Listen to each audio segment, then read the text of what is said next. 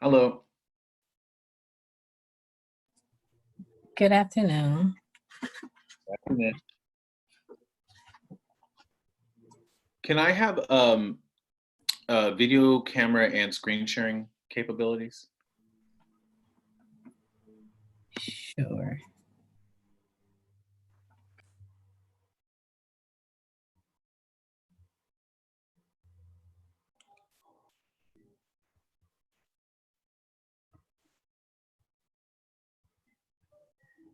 Good afternoon. Good afternoon, Dr. Day. Good afternoon, Dr. Wood, Dr. Berry, Camille, and Lillian. This is Mary Gallagher, president of Los Angeles City College. Hello, how are you today? Very, very well. Thank you so much for coming today.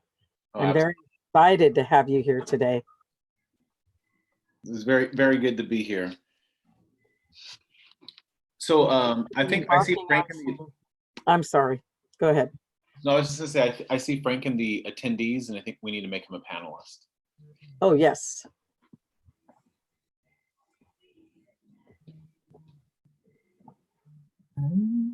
Hello. Hello, everyone. How are you? Good. Hello. Hey, Dr. Berry, how you been? I'm doing good. How are you? Good, been some time. I know it's been a while. Yeah, I think I've been more in frequent contact with Frank than you. You've been away. Yeah. How are you, Dr. Berry? I'm doing good. How I are don't know you? if you can see me. No, not yet. Okay. It's good seeing you all. Welcome back. Yeah. Thank you. Thanks for having us. It's been too long. Yeah. Camille or Lillian, can you show all of us?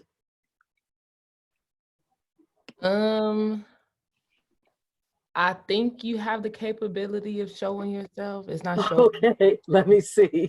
You should be able to take No, it off it's of- not letting me do it. I tried earlier and it's not letting me start the video. Okay. Give me a second.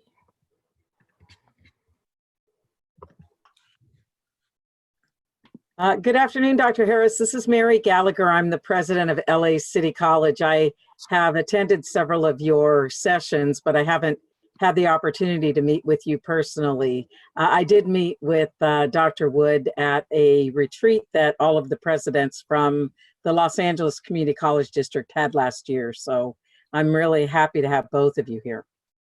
Good afternoon, President Gallagher. Thank you so much for having us. And I hope to be able to meet you in person one time soon, sooner than later. Yes, I want to put a call into both of you after we do this session because I have a project I want to talk with you both about. That Okay, I'm pretty yeah. excited about. Welcome the opportunity to talk with you. Absolutely. Yes. You know, Okay, yes. Yep, I'm sorry, sorry. go for it. Yep, you're good. Dr. Wood, you could try to start your video now. There you go. There you are. Excellent. Get it. I'm going to change Yeah, no, I'm gonna get the glare off. background, Luke. Yeah, I need to change that background. Give me a sec. Yeah, I know. Am I better now? You're great. You I look like that. wonderful. Thank you.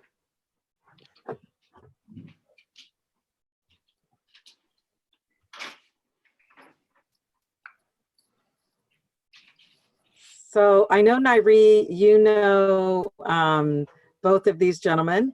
I think, Thelma, you've had some opportunities to have some interaction too, haven't you? I have not. This is my first Oh, time okay. meeting in person. Good afternoon, Drs. Wood and Harris. We are so happy that you are joining us today. I can't wait to hear your presentation.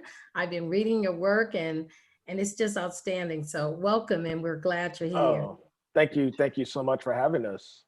And I love the color on your walls. Oh, thank I you. know, isn't it Thank great? you. Yes. And Lillian Johnson is my assistant. And Camille Duncan is our absolute amazing girl everything. Aren't you, Camille? She works in my office also, but she's amazing. And She's a Lillian and I have worked godsend. together. Yes. Lillian and I have worked together for what, about almost 20 years, right? Yep. Oh, wow. Yeah. Yes. So you two of you are like family, like literally now, right? We are. Yes. We know each other's families, right? Yeah. Yes, We ma'am. do barbecues, baby showers, 4th of July. 4th of July, that's right. Yeah. So Mary, quick question. Yes. Do you want the chat on? I don't think that's the structure for this. Is it, Thelma, or should we? Not yet, not yet. What we're gonna do is after the presentation, we have several LA City College family members who are gonna come on and ask questions, and then Lillian will open the chat. Okay. Good to Thank know. Thank you. And my understanding is that Frank and I should speak between now, essentially now-ish and 3. Then they come on do they come on at 3, or do we go off shorter than that? What is the time? I know that Regina spoke to you about staying on. Mary, are you aware of that? If we needed them to stay on after 3, they could. That's what I was told. If we Yes, I think if you are able to do that, that would be wonderful, because I think that the what you will share with the college is going to be so important for them to hear. I think we probably will need to do a follow-on with you after this, because I think that what you have to share is so beyond what they've been used to really, I'll say, grappling with and thinking about. And I think we had a really good session last week and the week before that really is going to start us on a road for some really deep and good dialogue. But I think what you're going to do today is going to chart a really strong course for us, which is what we need. We need to go from where we've been, which has been talking and focusing on this and really saying what we need to commit to do. But now it really is getting in and doing the work. Yeah. We're happy to be partners in this work. So now that you have us, you can't get rid of us. Good. That's awesome. Thelma, while we're waiting for people to come into the room, can you talk a little bit about the Race Equity and Social Justice Center that we're working on? Absolutely. Thanks to President Gallagher, we are so excited to have the opportunity to really develop a race, equity, and social justice center. She has led the charge on our campus, and we're excited about a lot of things that are going on. We've had the opportunity to engage in race, equity, and inclusion workshops. We've had consultants to come in and talk to us about those issues. We're working with Sean Harper at the district level, engaging in that work. We've had a series of town hall meetings addressing the issue of race, equity, and social justice every week, bringing in speakers like yourselves, experts who can really guide us in the work. The center is really going to be very meaningful to not only the students and individuals on the campus, but the community as well, because it's an opportunity to raise awareness. There'll be an educational component. We'll have scholarships, internships. We will have individuals who have the opportunity to do endowments. And really, we have the opportunity to shape that social justice center to be really what it needs to be in the community. So we welcome your recommendations. We welcome your support. We're just excited that it's going to happen on our campus. Thanks to the president. Of course. And we may want to enlist the assistance of you on a consulting basis as we go through this also. We're working with the Race and Equity Center at USC also, but the work that you do, I mean, all of the work around Black Minds Matter, I shared with the college community the project, and I'm going to encourage people who haven't had the opportunity to delve into the work of the project to really read about the project. And I think that for us, some of the components of the project really spoke to me when I, seeing the data and seeing it mapped like that is really telling. And there is no denying the fact that this is very important work for us to do. It's the only work for us to do right now. Agreed. Yes. Yeah. Do you think we should get started, Thelma? We have 65 people. I think we should get started and others will join us. Others will join us. Mhm. Okay.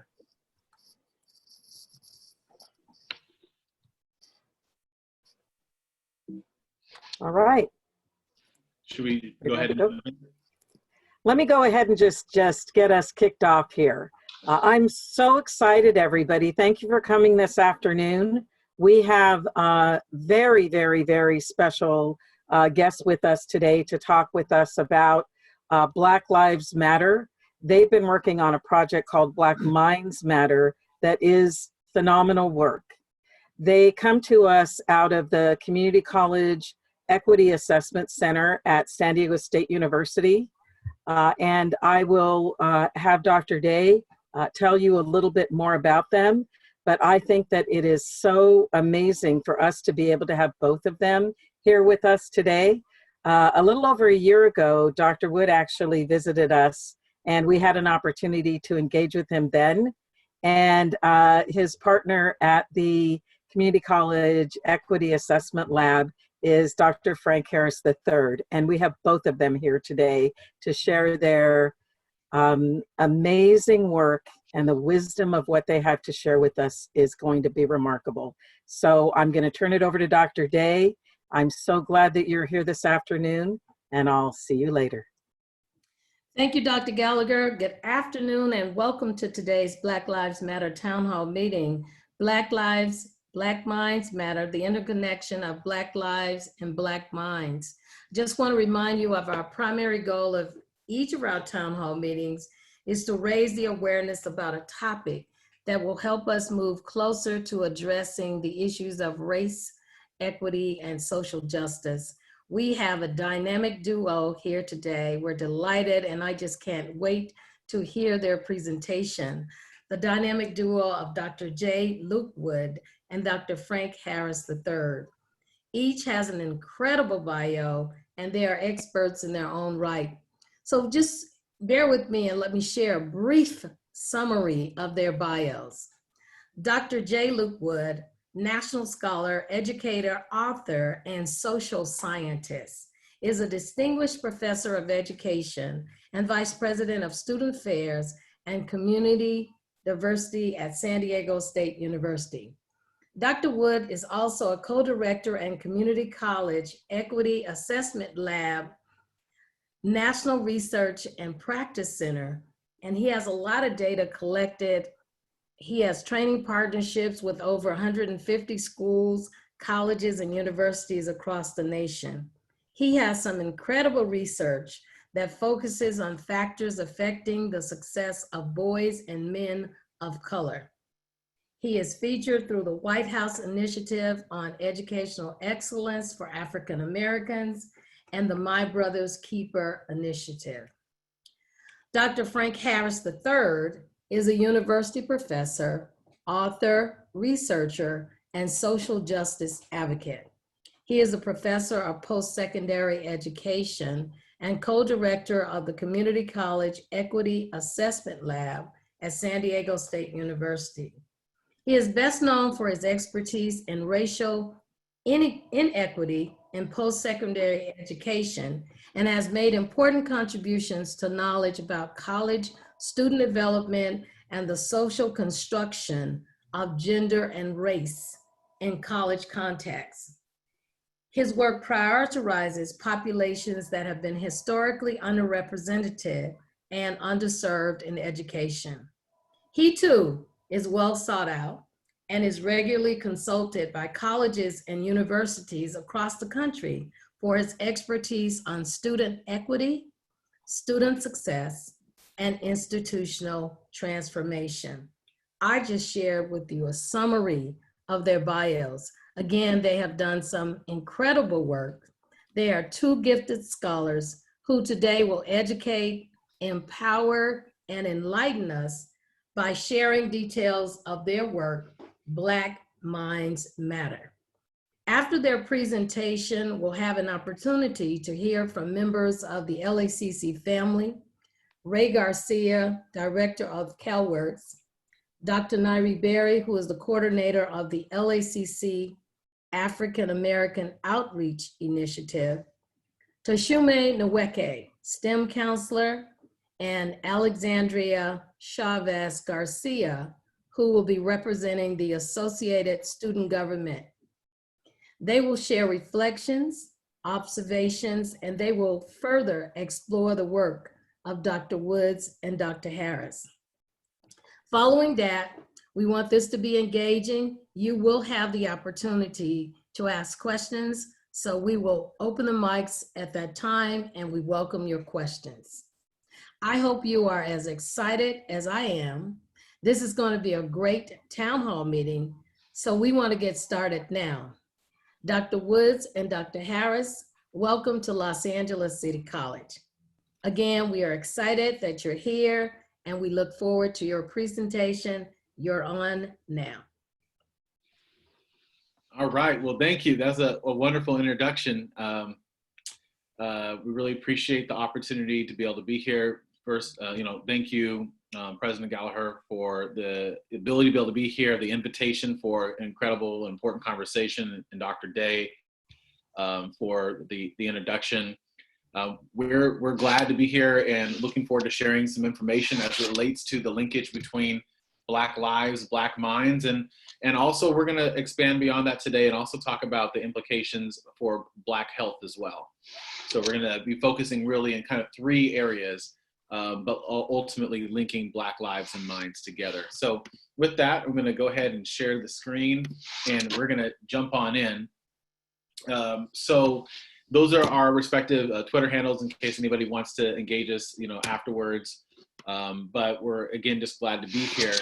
And the focus of this conversation is really showing the parallels that we are seeing between the policing of Black lives and the schooling of Black minds, and how those same patterns also manifest themselves in healthcare settings as well. And so we're going to talk through that. But first, we want to begin by just doing a little bit of level setting. So we all, in the field of education, transitioned to teaching online in a very short time frame due to, COVID-19.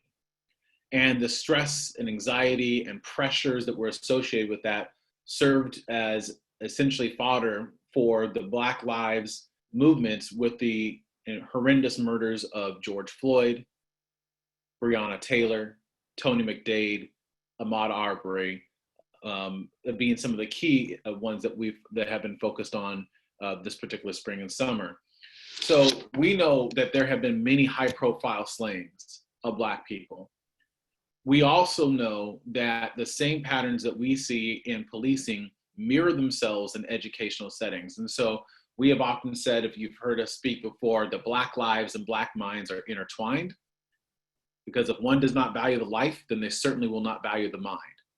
And part of what our goal has been to do is to raise the national consciousness about issues facing Black students in education, recognizing that the work that's been done, the groundwork, the conversations have really not changed the conditions. So earlier today, we had actually the Black Minds Matter course, which was streamed live on YouTube. So if you weren't able to check it out, definitely go and do so. But one of the clips that was shown was a speech by Jelani Cobb talking about the power of conversation. And ultimately, we have stayed in this space of conversation around these issues of Black lives, where the thought process is, well, let's have a conversation around what's going on, around how people are feeling, around these issues. And what he pointed to was the fact that sometimes we give more power to the idea of a conversation than it really merits. And hopefully after this, the idea that many of you will take away is that it's no longer time for conversations, it's time for conversations with action. And so hopefully, as you see some of the data, you'll be compelled to do so. So I want to start out with a little bit of information on implicit bias, right? So implicit bias is a common topic. You've probably heard a lot about it. There's been presentations. I'm sure that many of you have sat through learning about implicit bias. but we think that it is one of the undergirding factors that influences the challenges that we see in policing, education, and healthcare.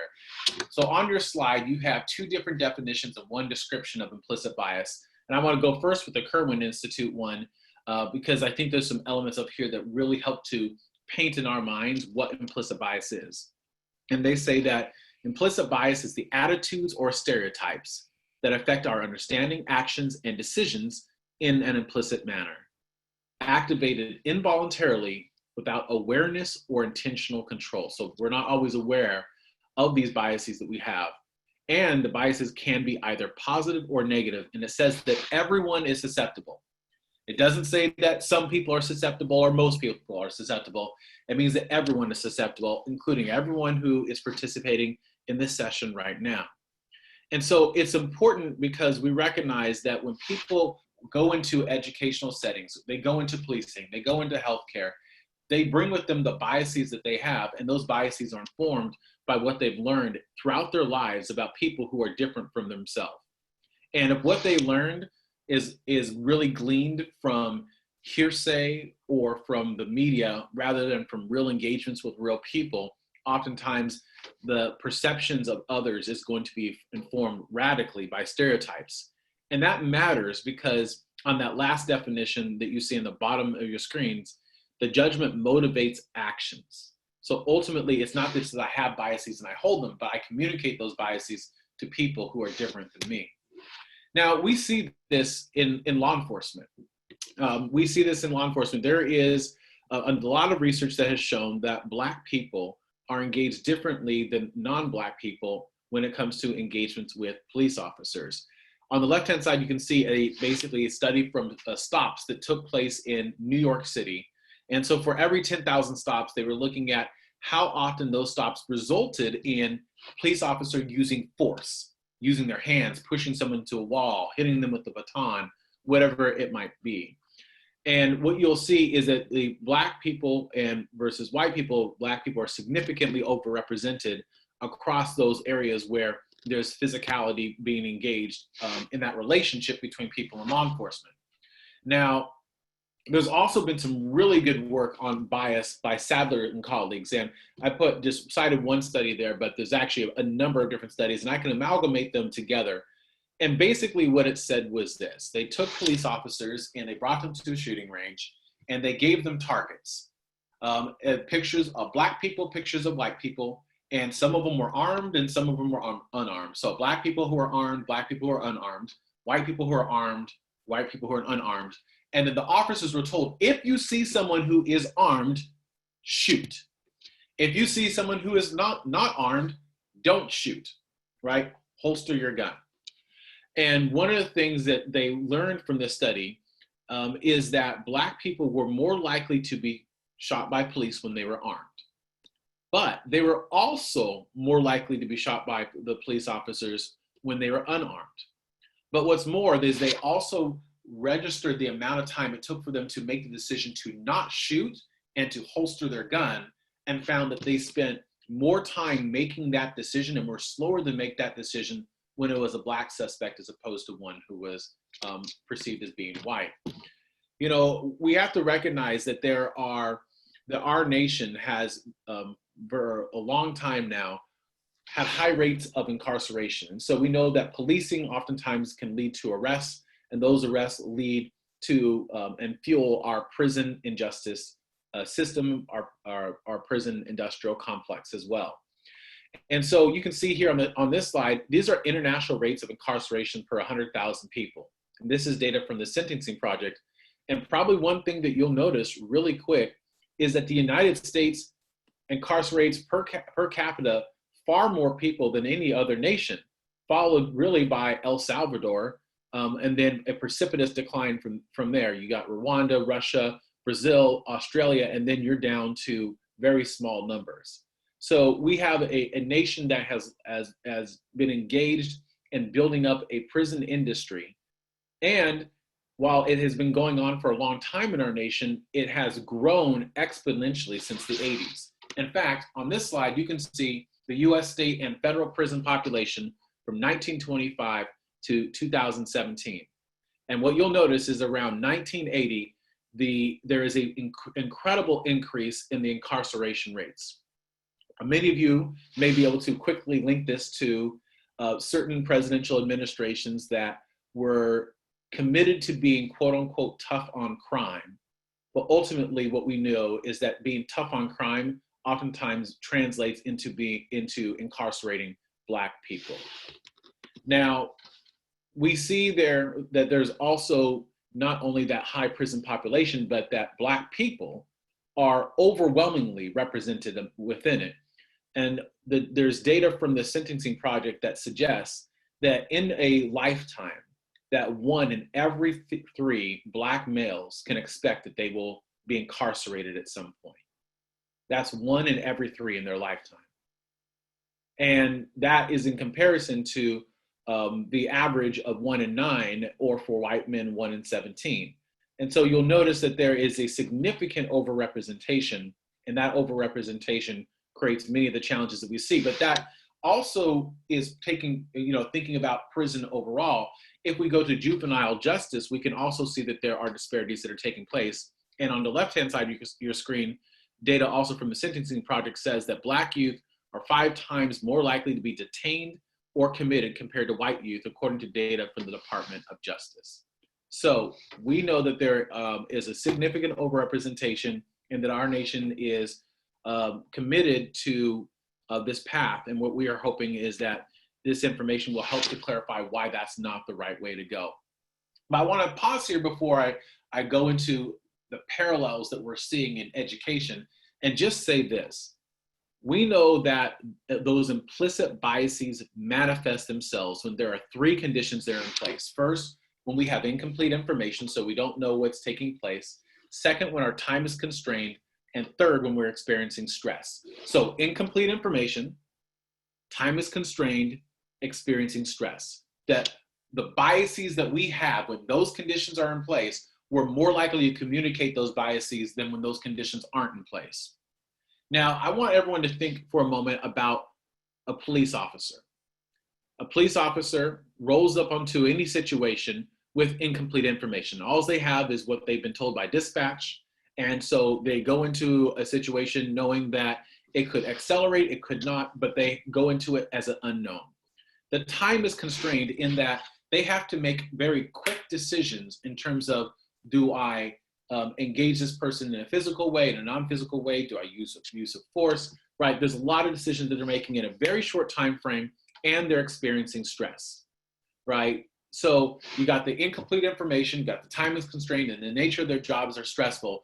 The conditions for implicit bias are perfect in policing, because the conditions for bias are really exemplify what those jobs look like.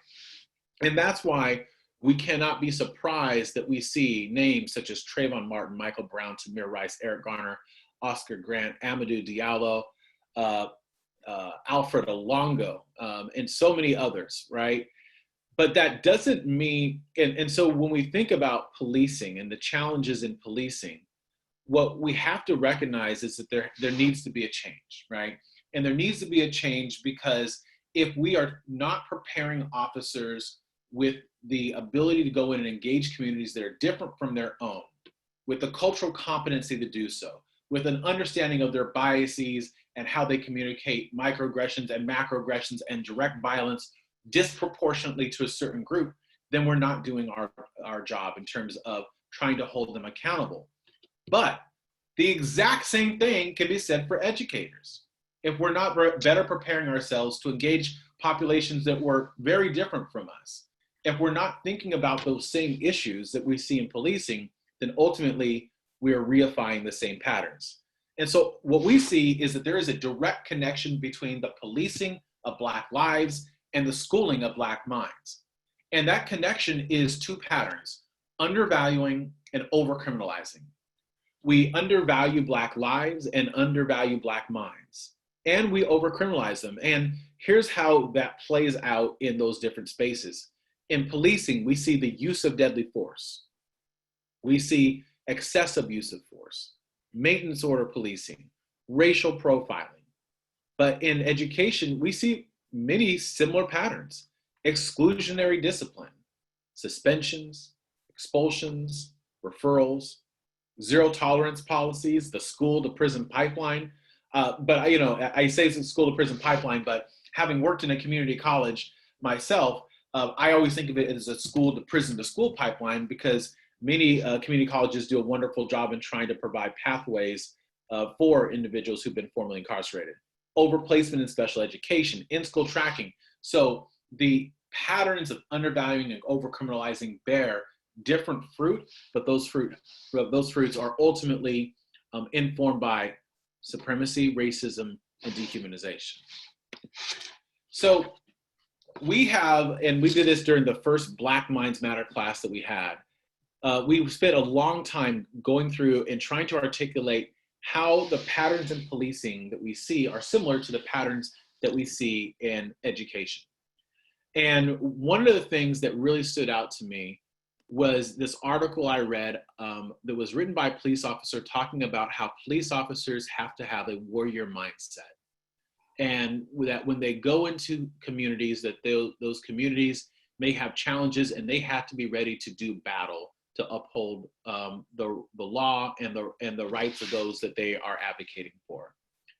And it just stuck with me as a parallel in that this kind of battle zone mentality is also sometimes reified in education and is popularized by the media. If you think about all the movies that have principals or superintendents or teachers who go into a quote unquote bad school, and bad school usually means school with a high percentage of students of color, and it's a difficult environment and they have to go there and fix it, it's really the same thing. There's the movie series that really The Substitute, The Principal, and The Principal as a movie is a particularly interesting one because I have a very personal connection to that movie because my twin brother was in the movie. But looking back at it, obviously it was when he was much younger, but looking back at it, those movies only reified certain stereotypes about communities that suggested that they're criminalized and that they should be engaged in a very nefarious way. Now, we also see these same patterns as, of course, in education. And there's a lot of really good work that's been done, particularly now in early childhood education. I'd like to point out the work of a scholar named Walter Gilliam. Now, what Walter has done is he has used this eye tracking software.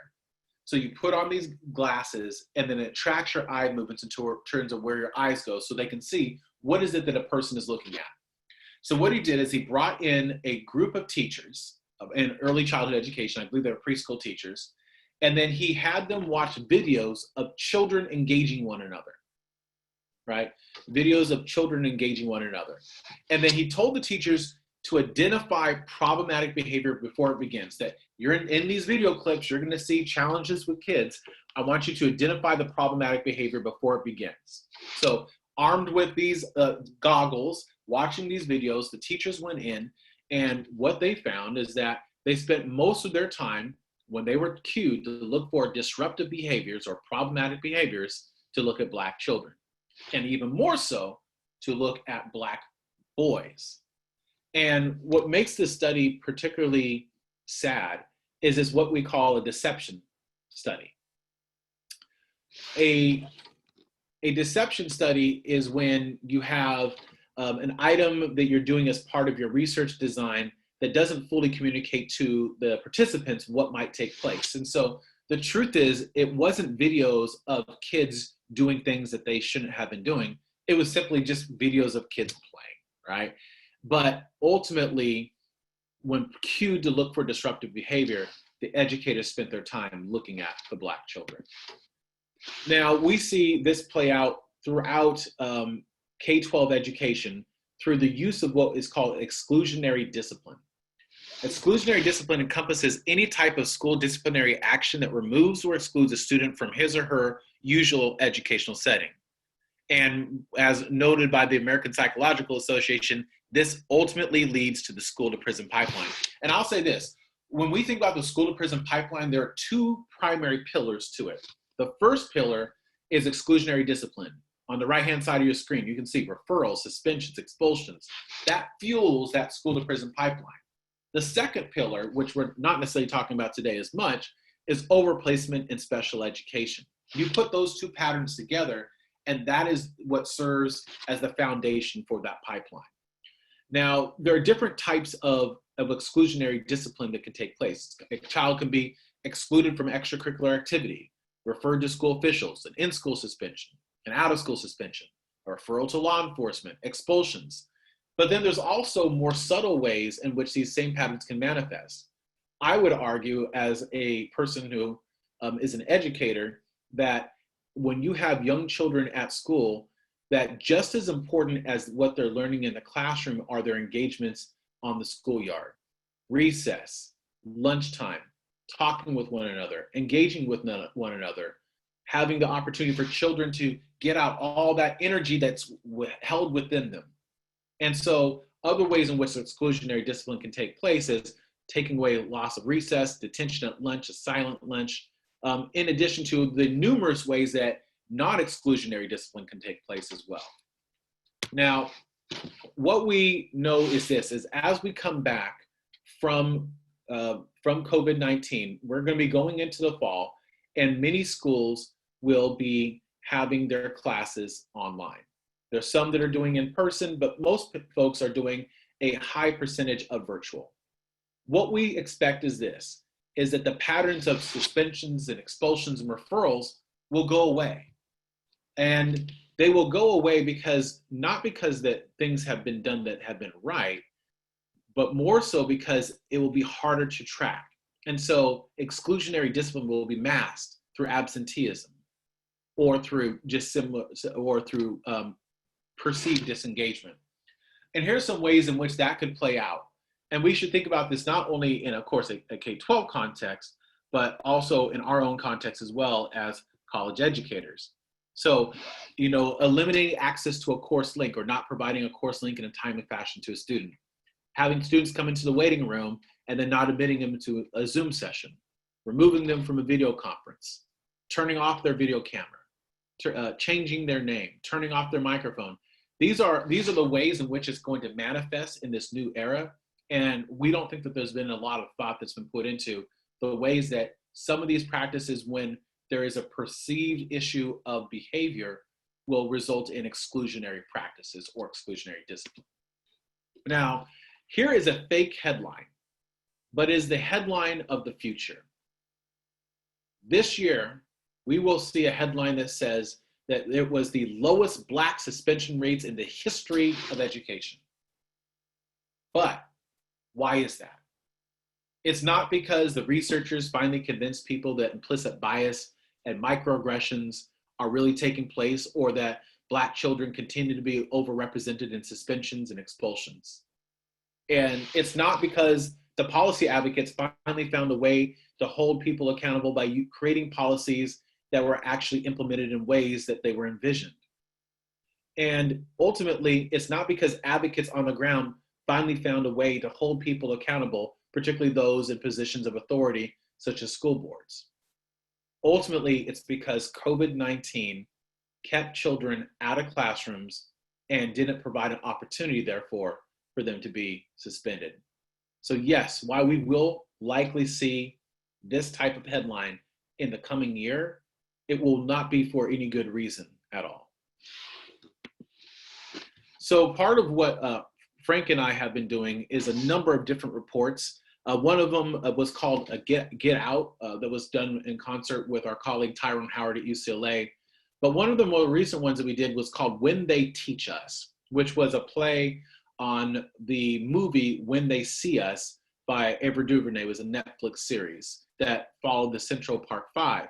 And ultimately what happened is that there was an assumption, because of them being boys of color and where they were at, that therefore they must have done this horrendous crime. But it turns out that, of course, that they were indeed innocent. And so, but the idea of when they see us, what do they see? They see criminality. So when they teach us, what do they also see? Well, criminality, and that linkage between that school to prison pipeline. And while this is a report that focuses on San Diego, of course, there's two data points that we have seen that are particularly, I think, helpful for everyone to know, no matter what place that they're in. The first is when we looked at in our local area, we looked at the district average for suspensions, it was 3.5%. But there are schools on this list that have Black suspensions, Black male suspensions, ranging from 20% up to 52%. That means that 52% is a school that suspended more than half of their Black male students in a given academic year. That's not counting the number of times that they might have been suspended in terms of multiple suspensions. It's not counting how they might be suspended in one grade and then the next grade and the next grade. It's only looking at that. And so what we think we have to do is use data to identify where these problem practices are happening and then to intervene. I wonder how many campuses look at their data in terms of faculty referrals to student rights and responsibilities or other similar groups on our campuses to determine, are we doing more referrals for certain types of students? When law enforcement is engaged, are we more likely to do that when that person is a person of color, right? So these are real things that we have to think about. The other data point that we thought was really important to share, because we've seen this as a pattern everywhere, is that these are those same schools, but what I've done on the right-hand side is that you'll see that there's a greatschools.org rating. So for those of you who don't know, greatschools.org is a website where you go, you look up a school, and it tells you the school's rating. And it ranges on a scale from 1 to 10, and anytime you're getting closer to 10, that's considered to be a quote-unquote great school that is serving students in a positive way. Well, on this chart, you'll notice that there are a number of these high suspension schools that are considered quote-unquote great schools. And so that begs the question, does a school being great for everyone else mean that it's going to be great for our Black students? And the answer, unfortunately, is no. And that's why there's been so much work done in our community colleges, done in our universities as of late, focused on equity, because you can have a quote-unquote great institution, but great institutions don't always have great results for minoritized communities. Now, the patterns that we see don't just begin in middle school or high school, they begin in early elementary and actually in preschool. On this slide, you'll see is that Black children represent 18% of preschool enrollment, but 42% of those that receive a suspension and 48% of those that receive multiple out-of-school suspensions. This is not just a pattern that ends in preschool, but continues throughout the rest of their educational pathways. Some of those data points are a little hard to see because of the transparency there. But ultimately, what we are seeing is that there are direct parallels between how the Black lives are engaged by police and how Black minds are engaged by educators. Fortunately, there's a lot of things that we can do to change those patterns. But before we get there, it's important to talk about another sector that is often overlooked, and that's healthcare and healthcare disparities. So here I'm going to turn it over to my colleague, Dr. Harris. Excellent. Thank you. Thank you so much, Dr. Wood, and thank you all who are joining us today. So what I'm going to do is pick up the conversation that Luke did a great job of leading us, talking about how Black minds and Black lives, for that matter, are not valued in policing. They're not valued in the context of education, particularly when we're looking at issues related to exclusionary discipline, suspension, referrals, and so forth. And given the context that we're in now, fighting this pandemic, we thought it was also important to talk about how Black lives and Black minds, for that matter, are also not valued in healthcare. And to start this conversation, we thought we would share some data points that speaks to disparities that impact people of color, but in particular that impact Black families and Black communities. So we know, for starters, is that non-minorities, which is obviously inclusive of, which is not inclusive of people of color, typically receive better quality of care than communities of color, even when factors like access to healthcare, income, and other factors are controlled, right? So, you take a Black family, for example, that has similar insurance to their neighbors who may be white, similar in terms of income, similar in terms of all of these factors that often have some influence on healthcare. And the Black family typically receives a lower quality of care than their white neighbors. We also know that our families and communities that have a limited English proficiency are also less likely to receive quality care They're also less likely to use primary care and preventative care services than those who are fluent in English. And, we don't often think about English proficiency when we're talking about Black families and Black communities, but we do, we have a critical mass of Black families for whom English is not their first language. This third data point is especially problematic because we also know that Black families and Black patients are more likely to go to the doctor when they have access to a Black physician. They're more likely to be forthcoming in conversations about their health needs and health issues that they're addressing. But we see that there's a huge disparity with regard to Black physicians in the country. So we know that Black and we'll say just for this data point, Black, Latinx, and Native Americans comprise about a quarter of the population in the country, but only account for about 3.5%, 5%, and less than 1% of Black physicians in the United States, respectively. So that really speaks to the need to really do a better job. I know in higher education, we often talk about the faculty pipeline. Well, we have a similar pipeline issue in healthcare as well when it comes to physicians. And then, I think this next data point probably comes as no surprise to no one, but, rates of diabetes and heart disease, and we can even, talk about cancer rates, cancer deaths, I should say, are also higher amongst African-American families when compared to whites.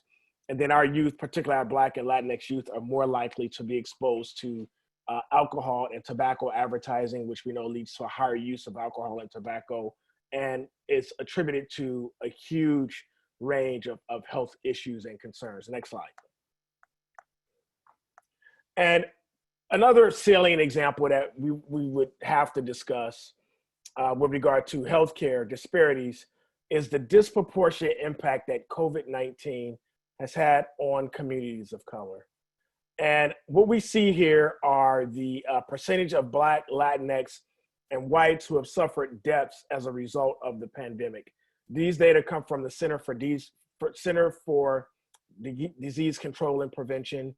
It represents almost 100,000 cases where the race ethnicity of the patient was actually available. And what we did on the next slide, Luke, if you don't mind advancing, is in red, we highlighted the group that had the highest rate by age band. And in green, we highlighted the group that had the lowest rate. And as you can see here, the side for Blacks, Blacks had the highest rate with regard to deaths of patients who are between 5 years old and 29 years old. And comparatively, whites had the lowest rates for all age bands. Next slide. And then we also see huge issues with regard to implicit bias in healthcare. We know that Luke talked about how implicit bias affects policing and how implicit bias affects preschool educators and their perceptions of discipline and how they engage kids of color and how their way of engagement is different from the ways in which they engage other kids. But we also see similar issues with regard to healthcare. We know that physicians also experience implicit bias, and it has a huge impact on the type of care and the quality of care that they provide patients as well. One point that we would like to highlight here is actually the second point on the slide here is that there were some physicians were given some vignettes, and there was also an assessment that in some ways measured their pro-white implicit racial bias. And what they found was that physicians who had higher rates of pro-white implicit bias were also more likely to prescribe painkillers to white patients than they were to Black patients. And part of the understanding of that is that the assumption that Black patients were more likely to be lying in order to get access to pain medication, or that Black patients had a higher tolerance of pain than white patients, all of which speaks to issues related to implicit bias. Luke, you can actually go to the next slide. And to sort of bring this conversation to a close, it's important to talk about another issue, a health issue that we don't often think about, a health issue, and it's the notion of racial battle fatigue. And racial battle fatigue is a concept that was largely credited to our colleague, Dr. William Smith, who's a professor at the University of Utah. And he describes racial battle fatigue as a framework for kind of making sense of the cognitive, emotional, and the physiological effects of being a person of color in environments that are both implicitly and explicitly racist. And what I find this framework incredibly illuminating in helping us kind of recognize the cumulative effects of chronic racism, which we don't often think of as a health issue, but Smith's framework helps us understand the health implications of being exposed and having, actually I should say being immersed in environments that are chronically racist for people of color. Now, most scholars who focus on this issue have primarily focused on racial microaggressions. And while racial microaggressions, it's an important framework, it's been illuminating in a lot of respects, this framework extends the discussion by arguing that racism is not just something that happens ever so often for Blacks, but it's a phenomenon that affects nearly every aspect of our lived experiences, whether we're engaging with educators, healthcare professionals, law enforcement, whatever it may be.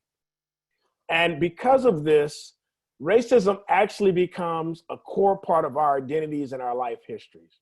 So for example, you would be hard pressed to find a Black person to describe what it is like to be Black without somehow talking about how racism has had some impact on their identities. Next slide. And what Smith also does that I think is important is he likens racial battle fatigue to a concept that he describes as combat stress syndrome. And this is what soldiers who are in combat zones experience as a result of being immersed in high-risk environments where the threat of being attacked or even killed is ever present. And so because of this, when we think about the experiences of Black administrators, Black faculty, Black students, Black professionals who work in educational environments, they often experience many physiological symptoms, many of which here are presented on this slide. And if you would go to the next slide, Luke, we would also see that there's a lot of psychological symptoms that have also been directly linked to racial battle fatigue. Now, unfortunately, these symptoms are often misdiagnosed and erroneously attributed to factors other than racialized stress.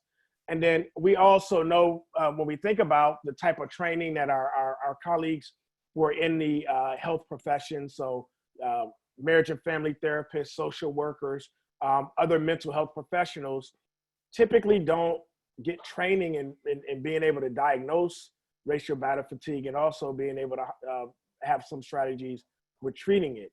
And so next slide, Luke.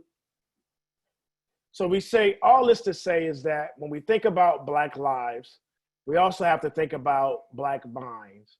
And just be very intentional in understanding that Black lives and Black minds are directly linked, and that our work as educator as it relates to saving Black minds in many respects is about saving Black minds.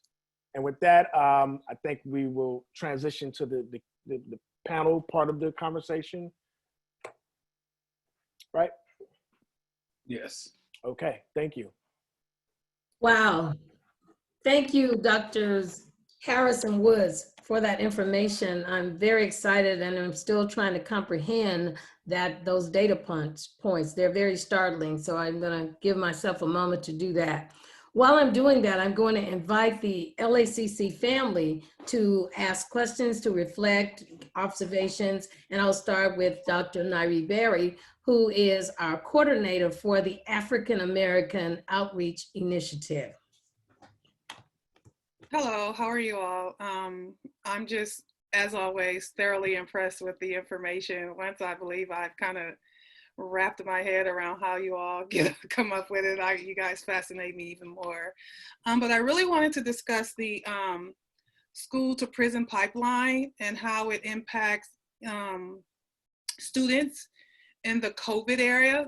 That was really, really startling. And one of the points was keeping a student waiting on the Zoom call, or even monitoring well, I guess like I want to call it micro managing a student while they're performing an assessment online. The long-term effects of that, how do we as educators work together in understanding the COVID era of students and helping students, or helping ourselves as educators understand that students are, particularly African Americans or Latinx students, are under some of the racial battle fatigue, psychological impact that you all discussed. Luke, do you want to start now? Start with the school What- to prison pipeline, and then I'll pick it up on the racial battle fatigue piece. Why don't you do the racial battle fatigue piece first? Yeah. So I think it's important. So the issue with surveillance is it's really critical, and it's not one that we recognize often as educators, and it's really not one that we talk about. So I know that the context of community colleges often look a little bit different than they do at universities, but one thing that we hear from our students at San Diego State and other universities is that oftentimes, if we're talking about Black students, they're the only one or one of few in many of their classes. And so what that means is that most of the time they feel invisible, right? Unless an exam is happening, unless they happen to come in a few minutes late, or unless there's a conversation about, slavery or civil rights or things that others assume that they have some experience and some expertise. And, they're asked to kind of speak to this and to educate the entire class about this. And so it's a weird dichotomy to feel both invisible, but not only to feel surveilled, but to feel hyper surveilled in sometimes, right? And that issue of surveillance, the issue of constantly being watched, the issue where that the folks who are in charge are looking and waiting for you to screw up, waiting for you to do something wrong, so they can just, sanction you, punish you, refer you, whatever it may be, that creates not just stress, that creates racialized stress and racialized trauma. And the cumulative effects of that, there can be negative effects on mental health, on your physical health, on your academic performance. It can erode your sense of belonging. It can make you less likely to seek out help from other educators who are actually there to serve and support you and help you. And racial battle fatigue speaks to that entire phenomenon. And so this is why when we think about training and professional learning, and when we think about hiring, I actually think this has huge implications for hiring, is that we have to make sure we're hiring educators that understand, the lived experiences of our students and communities of color, right? And that they understand what it takes and what it means to create a sense of belonging, to create a safe learning space that's conducive. I mean, there's a lot of responsibility that goes into that, because we know far too few of our students experience higher education in that way. And then I think actually, being online now and this situation that the pandemic has put us in, which has already created a host of other stressors for our students, right? Our students who are working essential jobs that are being chronically exposed to the pandemic. They're caring for children who are being homeschooled. Some of them are caring for family members. And so this just adds another layer of stress that makes one's life difficult, and that really, really complicates their educational trajectories in some ways that we've never seen before. And so I think we have a lot of work to do over the next couple of years to make sure our students can make it through and feel supported, and not just make it through, but to thrive and to be able to work at their maximum potential, because we know with the right support and in the right environment, our students do very well. And so that's one piece on it. Luke? Yeah, I just want to add, in many ways, when we think about the challenges that we see in education, and we think about two students in the same classroom, we have to in some ways think that it's marvelous. And when I say marvelous, I don't mean this in necessarily a good way, but it is marvelous how you can have two students in the same classroom, same teacher, same social environment, same group of students, same walls, and they can have two wildly different experiences at the exact same time. And then the defining factor between them being their racial differences. It is also going to be marvelous and fascinating how that will continue to play out even in online settings. When people transition to teaching online during COVID-19, there wasn't a lot of thought about equity, right? It was, we just got to get this up. We got to get it done. We just got to do the work. And, you know, in some ways, that's where we were at that moment. But ultimately, we talk about how things have to be designed in certain ways in order to be able to create the results that we want to see. In fact, Frank and I use a quote all the time, right? Every system is perfectly designed to achieve the results that it gets. So what we did is essentially we took what was creating a disparate experience, and then we took it and we just put it online without, rather than using it as an opportunity to do a reset. And now we find ourselves in a position where there's even greater levels of disproportionate impact.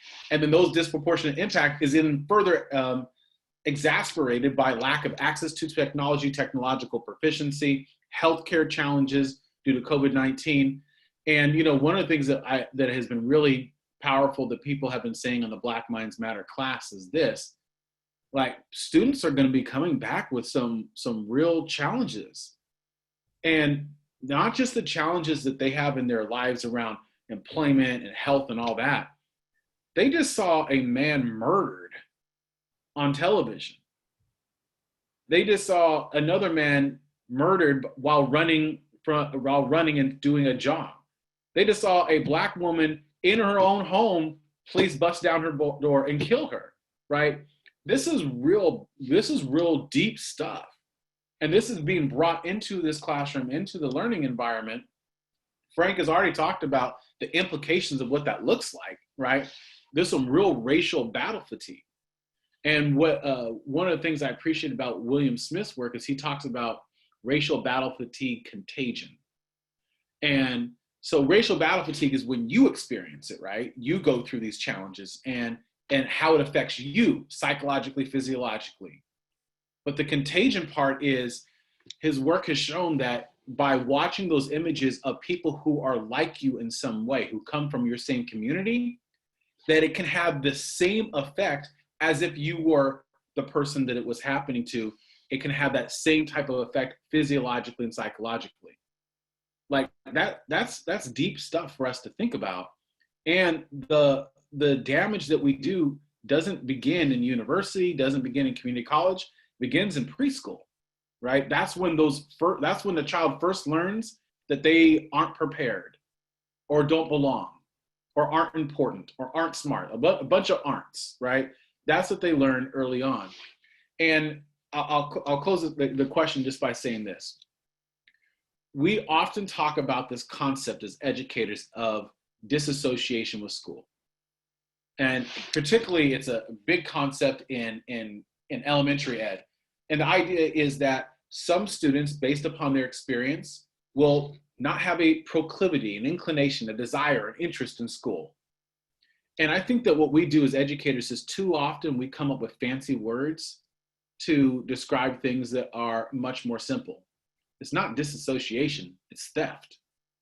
Something has been stolen, and what's been stolen is that student's passion. And that doesn't come, no student enters a learning environment without the desire to learn. That's something that's taught, that's something that's socialized, and that's something that we have to change. Thank you very much. I just want to say to the attendees, we have the opportunity to have Drs. Harris and Wood for 30 more minutes. We do want to get to the questions. You may start sending your questions to the chat. Before we do that, we want to hear from our student.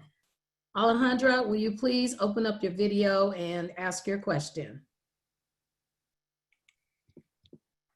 Hi, just want to start saying thank you so much. And hi, Dr. Barry. Thank you so much for your time and energy and investment into educating us, especially because some of this stuff was like, frankly, new, but it's not new. You know, it's not new to you or new to Black people. It's not new. So I really appreciate you doing this. And I think you really highlighted well how it's not only just stuff outside the classroom that's important, but like what happens, I mean, inside, but like what happens outside. Like in elementary, it's like recess, but in college, I think it's like walking outside your classroom with friends or like study groups and stuff where like you're engaging with other students, and it's hard. You can't do that really with quarantine, and even before that, you know, people who were taking online classes.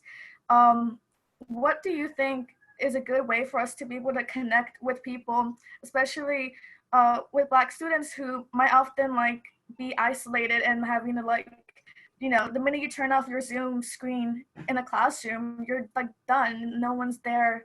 You know, you're not walking out with anyone outside of class. You know, what can educators do to prompt that, and what can like other student groups do to really bring that engagement in and connect with people, not just with like, you know, services. Yeah. Hope that was clear. Yeah, no, I mean, what's clear? I mean, it all comes down, we think, to relationships, right? That's what brings it that extra mile. And we think it's not just relationships in general, but there's certain types of relationships. Relationships that are typified by trust, mutual respect, and authentic care. But I'm not going to spend time on trust and mutual respect. Let's just get down to authentic care. We think about the relationship that has to be developed in order to convey the types of things that you're talking about really comes down to a shared or vested interest, where if the student does well, they hit the mark, if they succeed, if they get a good grade, whatever it might be, that the educator who's working with them is going to personally feel like they did well.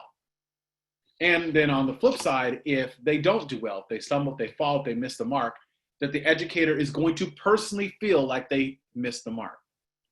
And that's the type of thinking that we have to bring into the classroom with us, into the office with us when we're on the yard and we see students, is that I have to have that kind of level of commitment.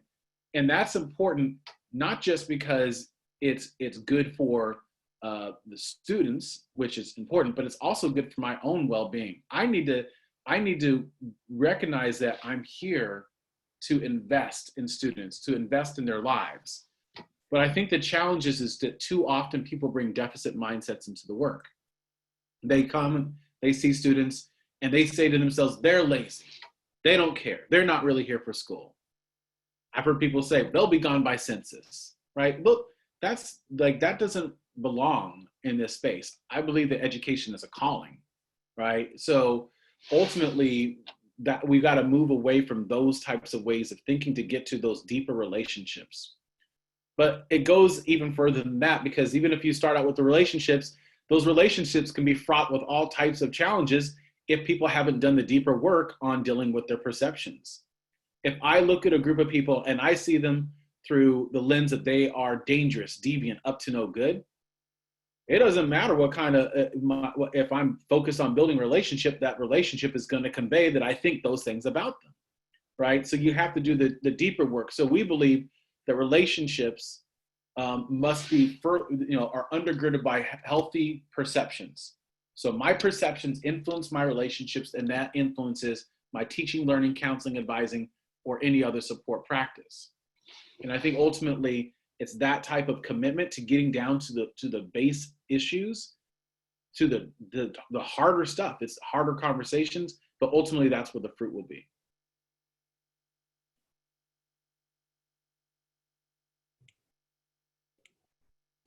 Thank you. Now we're going to go to the next person. We have our STEM counselor, Tashume Nweke. Please ask your question.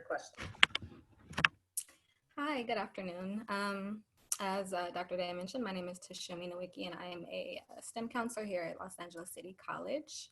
And I would like to thank you both for coming out and making this presentation. It was very insightful. In fact, I feel like I can relate to a lot of the concepts that you discussed, such as the racial battle, excuse me, fatigue. I do feel like sometimes I'm battling and trying to fight and trying to just make sure that I'm being heard as a Black woman. But on the flip side, as a STEM counselor, one thing that's concerning for me, excuse me, is that we don't necessarily see Black minds in STEM-related careers. I'm sorry, you guys. This is, I imagine, just largely due to what you mentioned earlier, which is that Black minds are just undervalued. I read an article recently which attributes this disparity to implicit biases in academia, in which teachers and counselors don't necessarily support our Black minds in math and science. So I would just like to kind of ask you, what are some things that K through 12 teachers can do to examine their cultural biases and support their Black minds in science? You know, I think the first thing they can do is believe that the student has the capacity to do the work. I think that's where the root is. Said differently, no one has ever risen to low expectations. So if that's how I perceive the student, their abilities, then that's what's going to happen. And like you said, in STEM, that manifests even more so. You know, a lot of the work on Black students in STEM has shown that when they're in those classrooms, that other students may not want to work with them. If they display intelligence, it's met with a sense of surprise. Oh, I didn't expect you to know that. Or I didn't think that you would be smart. We've had a lot of students who have told us that they were directly encouraged by faculty members and advisors and counselors to go into fields that they perceived as being more appropriate for them based upon their uninformed stereotypical perceptions of their abilities. So I think that's where it goes down to. It goes down to belief. Do I believe that this student has the capacity to do the work? And so ultimately, how we can think about it is this. The three main patterns that we see that affect Black students in education are distrust, disdain, and disregard. Distrust, I think that you are dangerous, deviant, up to no good, that you'll cut corners, right? Disdain, that you come from a community that's lesser than. That's the they statements. They're lazy, they don't care, they're not really here for school. And then disregard, perceptions of academic inferiority. I think that you are not as intelligent, and it's solely based upon your race. Ultimately, what we have to do is move away from that and move towards extolling the brilliance, dignity, and morality of Black students. Because ultimately, if this is what we do, if we walk up, right, and say, I'm no longer going to do those bad things, and I'm just going to make sure that I don't do anything else, I'm not going to do anything more, but I'm not going to do the bad things, well, then ultimately we're allowing harm to manifest. So if people aren't engaged, they're not having these conversations, they're not changing their teaching practices, then ultimately they're advancing the problems that we're talking about. In health, right, there's kind of this notion of do no harm, right? But I think that we have to go past that and get to what a colleague of mine says is harm reduction, right? That our job is not even to let things stay the same, but if you've been told that you are dangerous, that you're not unintelligent, that you don't belong, the exact opposite message is what they have to hear, that you're brilliant, that you can do it, that I believe in you, that you can succeed, right?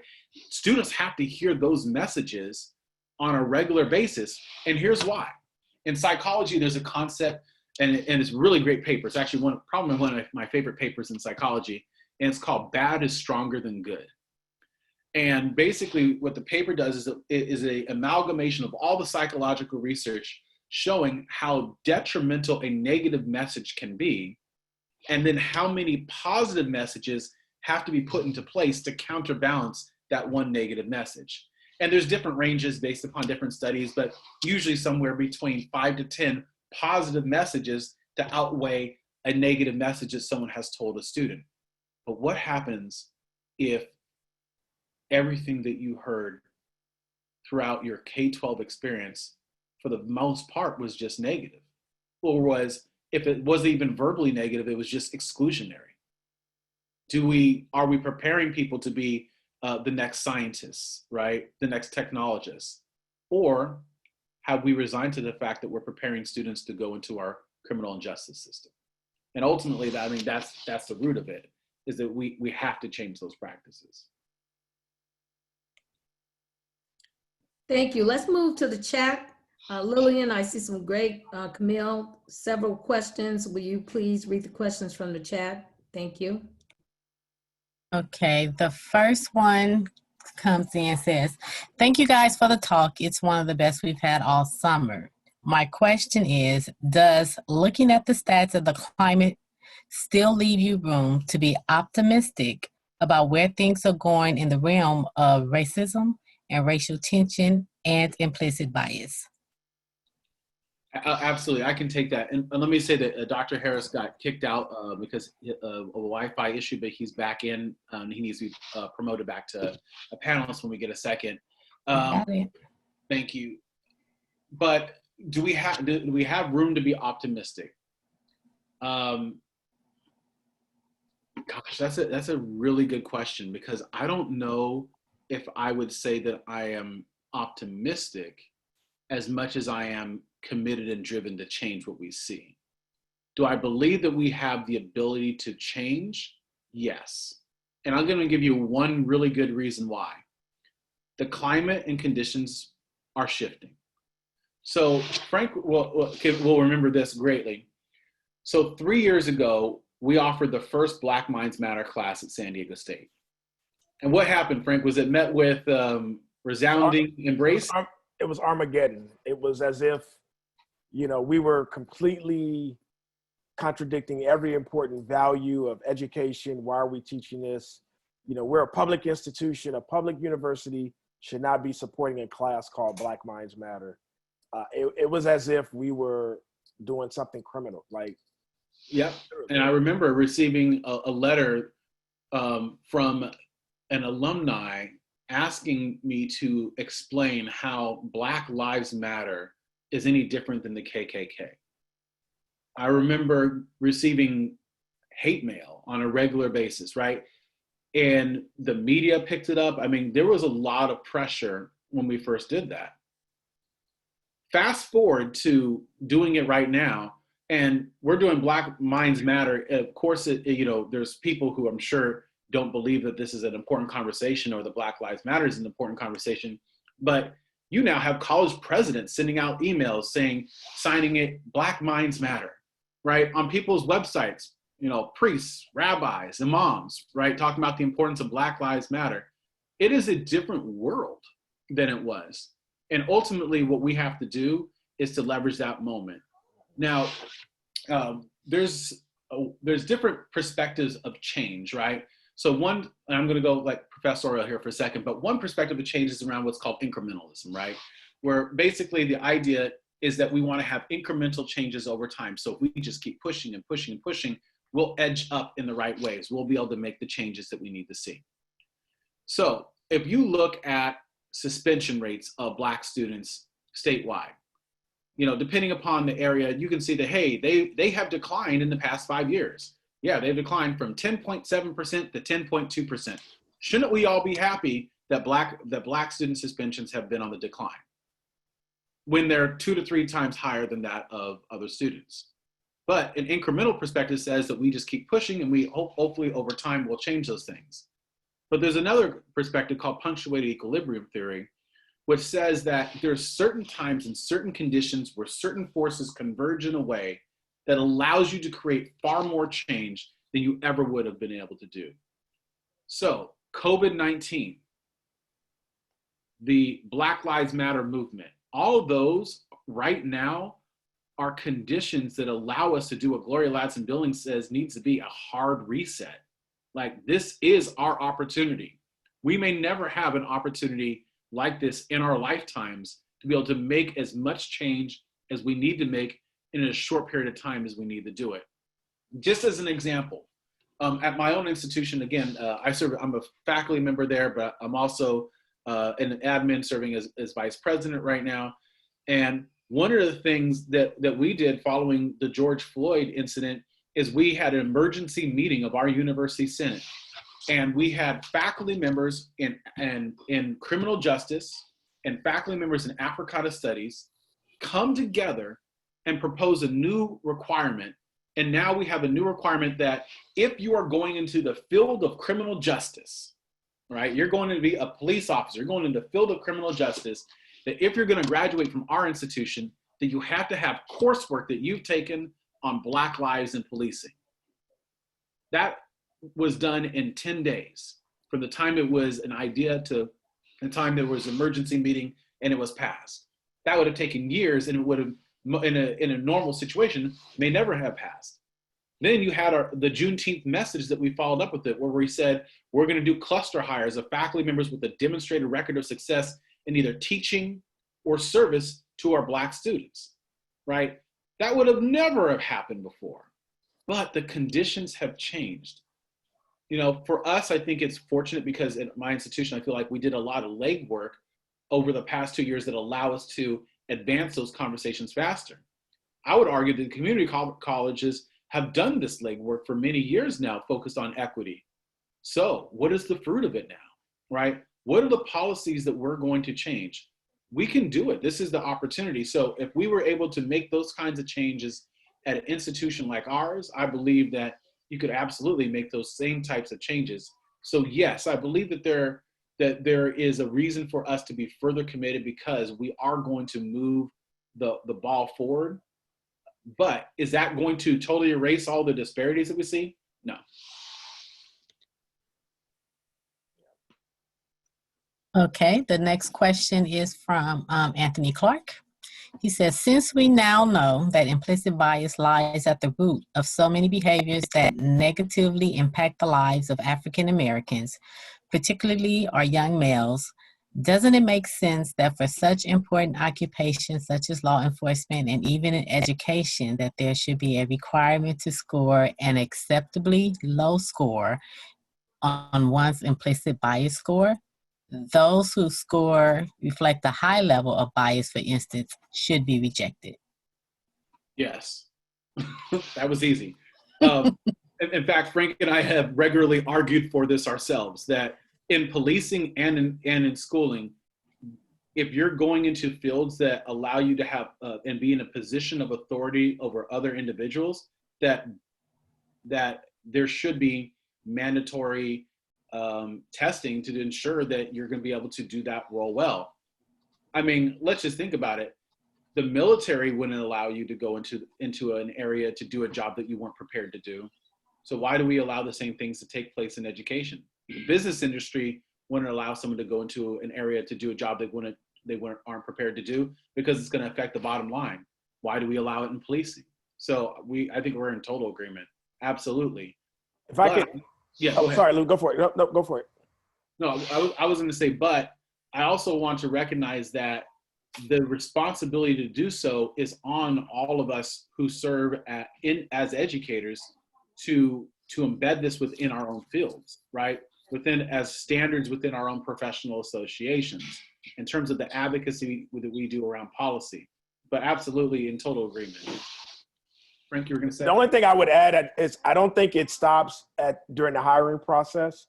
I also think there has to be a commitment to ongoing training, ongoing capacity building as well. So ever so often there needs to be a refresher or some requirement around professional learning, so that folks can continue to update their skills, so they can continue to make sure that they are building their capacity to meet the needs of the population that they're serving, which we know in education is an ever-changing, a very dynamic population. And I would imagine that it's the same way, in healthcare and law enforcement and other fields as well.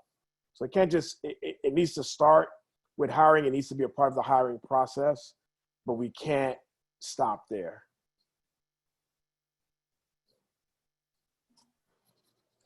Okay, the next question is, my POC friends, people of color friends, and I sometimes talk about how our ideal situation will probably be living in some sort of community with just other people of color, rather than trying to help white people get up to speed on racism and implicit bias because that feels like a lifelong battle.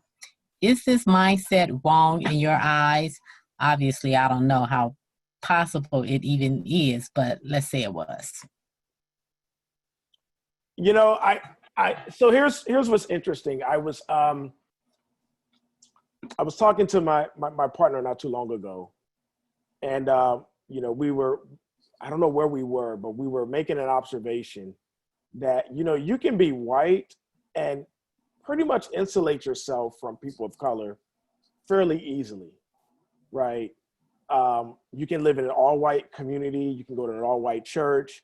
You can send your kids to all-white schools. It wouldn't be all that difficult to do, but that would be very difficult to do as a person of color. And so I don't know that I don't know that the question is, you know, is it right or is it wrong?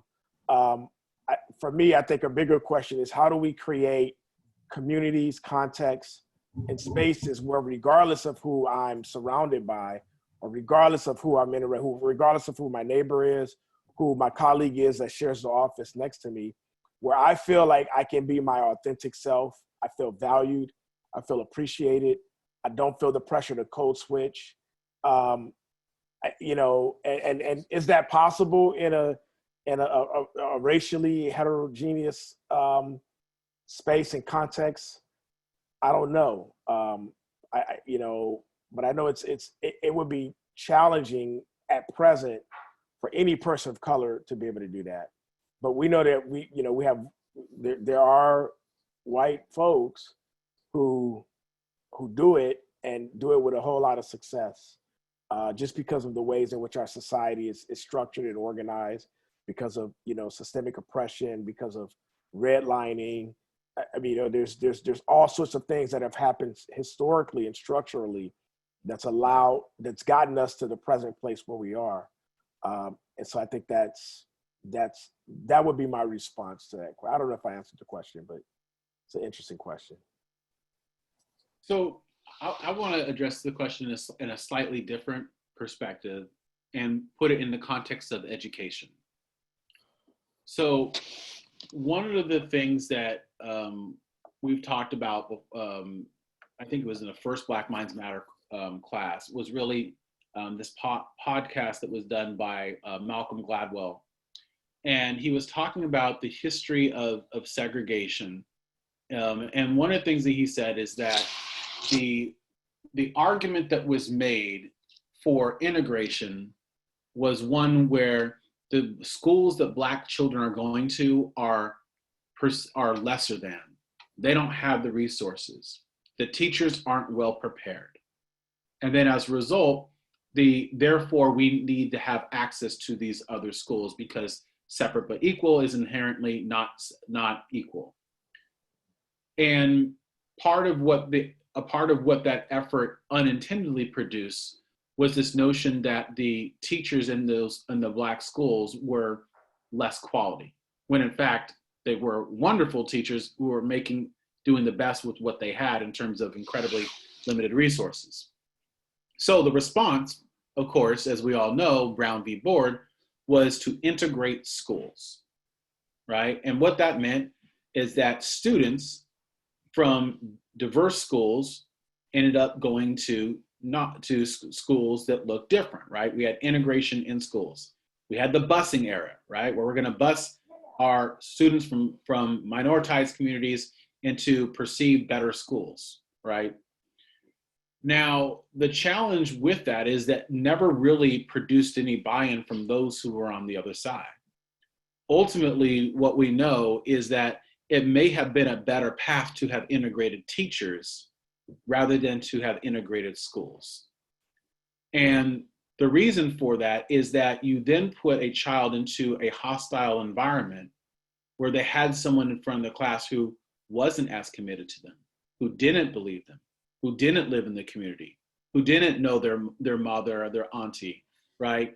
And so we created a situation by structuring it in a certain way that extended the challenges that were the very same reason that we wanted to do integration. But then what also happened after that was even more startling, is that as a result of integration, what happened is that the perception of those quote unquote lower quality schools and lower quality teachers resulted in a massive decline in the Black teacher force. And what happened is that over that next 10 to 15, 20-year period, the number of Black teachers in districts across the country evaporated. And we've never recovered from that moment. So I would argue that it's more important to be in community with people who care about you, who support you, who are there for you, who know you and want to advocate for you. And that may be a person of color, it may be a white person, there's many great white allies, but ultimately that has to be the focus, because we have to ensure that the people who are in front of our students are the people who are engaged with them and care about them. Okay, the next one says, thank you so much for this presentation. The data on great schools ratings and expulsion rates was really interesting.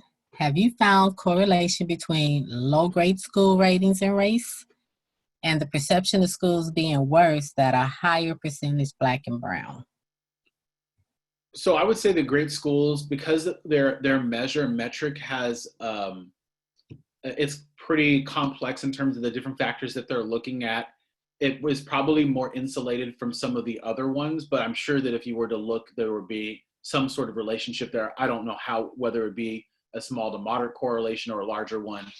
We've never looked at that, but I do think that correlation certainly exists when you look at online ratings, in Google or whatever it might be, that it's just anybody going in there and is basically scoring it as a perceived customer. Then that's where I think that you see some of those differences play out, because then it's based upon the perception of school and not the differential outcomes that are taking place within those schools. Okay, this is from Ray Garcia. Thank you, Dr. Wood and Dr. Harris, for coming out to LACC virtually. I am familiar with Dr. Smith's work, and he argues that there is a systematic and predictable racial microaggressions that is pervasive on college campuses in the U.S. What can we do as a college to reach out to students and train faculty and staff to do the hard reset you talk about? So I think it's first and foremost starts with a recognition of that racial battle fatigue is a salient phenomenon in schools, and that it has a deleterious effect on students' learning and student success. So I think that's, we have to do a better job of recognizing it and talking about it, and making sure that all educators who work with our students have some understanding of it, right? I think that's important. The second thing is relates to access to resources, and in particular, access to resources around mental health, around self-care. That's what that's what's going to be required in order to really curtail the effects of racial battle fatigue. And we have to understand that it's not just about what happens while a student is at LA City College. It's not just about what happens. It's also about what has happened in the student's entire educational trajectory. So, for a lot of our students, education and schooling has been a traumatic experience from the very beginning. And so that's, it's not about quick fixes. It's not about, saying, okay, if we tweak this and tweak that everything is going to be fine. And also with regard to racial battle fatigue, we have to recognize that if we're approaching our work as equity-minded educators, one of the key principles of that framework is that we are systemically aware. So what that means is that every social institution that touches our students' lives and the lives of their families, whether it's the healthcare system, it's the education system, which we've talked a lot about extensively, of course, it's the criminal justice system, every system that touches their lives does not serve them well and exacerbates racial battle fatigue. And so, we have to get good resources that really promote health and self-care and healing, racially focused healing also. And, you know, I would say most institutions are really not equipped to address this. Most educators are not even really aware of it. And so we have more work to do in terms of raising awareness, building capacity amongst individual educators, building institutional capacity, and building capacity within communities to address this. Thank you, Dr. Woods and Dr. Harris. It's about time for me to make final thoughts. But instead of doing a final thought today, I'm going to allow you to do that. You shared in your comments that a great institution can be a great institution, but oftentimes it might not have the capacity to address the inequities, especially the inequities people of color. Our institution was awakened on May the 25th. There was a wake-up call, and we're striving very hard. We believe that we can work together to make change on our campus. But how do we sound the alarm? We gotta do more than just wake up. We've gotta sound the alarm for Black Minds Matters, Black Lives Matters, so that the campus will understand that we need to work together to do the work. What can you share with us in your final thoughts as we strive to do this work? Well, I didn't get the opportunity to answer the question about, you know, being optimistic. That's when my Wi-Fi unfortunately crashed. But I do want to kind of pick up on the thought that I had in response to that question. I feel like I have to be optimistic. I have to believe in us as educators because I'm a part of the system. I am an educator. And so I think we have the capacity to change as long as we have the will and motivation to change. And, you know, when we talk about the intersection of two horrific pandemics, right? COVID-19 and systemic racism, and to take it further, anti-Black racism, this should be a clarion call for all. We all have to be better. We all have to level up, all of us. We all have a responsibility and an obligation to do better. We have to think about how do we re-envision our curriculum? How do we do hiring better, right? How do we engage in partnership with our communities better? And so I think, you know, a large part of what we have to do, at least as a starting point, is to re-envision and reimagine how we do almost everything that we are required to do as educators. And I guess my concluding thought would be that oftentimes people, when they see the things and challenges that we've talked about, think that it's everybody else.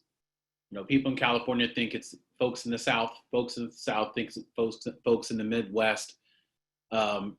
Everybody likes to point it at others, but it's very few who take responsibility themselves.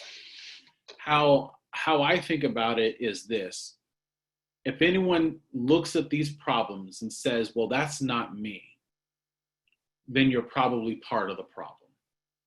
Because the people who have been awakened to these issues know, even the most ardent social justice person on the planet knows that they still struggle with these issues because anti-Blackness runs so deep within our culture. So I would argue that if you think to yourself, well, this is everyone but me, and I'm not contributing to this, then they use this as an opportunity to wake up to the call to do better. Thank you very much. We appreciate having you here today. And now I'm going to turn it over to Dr. Gallagher. Can I ask a question really fast? I'm sorry. Dr. Wood, you mentioned the 3 perspectives of change, and I'm writing something about, can you just give me those? Oh, again, please? You mean incrementalism versus punctuated equilibrium theory? You said punctuated? Punctuated equilibrium theory. Okay. I'll follow up with, I'll send you a note on it. Okay, thank you so much. Sorry, Dr. Gallagher. Of course, Dr. Berry, anytime. I have so many notes. I have so much I got from this. I just want to thank everyone who's here. And I want to let you know a couple of things that I think are very, very key that we heard today.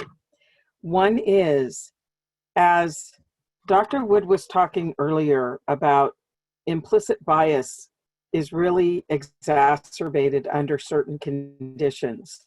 And if you think about the conditions that we are currently under, we are ripe for this to happen. And I think we need to begin the conversation here. And it is both in our classroom and in our services that we really need to raise our level of awareness. Because with having to go online, you know, that happened very quickly. People didn't even have a chance to think about it. They didn't have a chance to, it was just, we had 2 weeks, just get online. So we all did the best we could. Some did better than others. Some are trying to do more. Some are trying to figure out how in the world they can start class in a couple of weeks.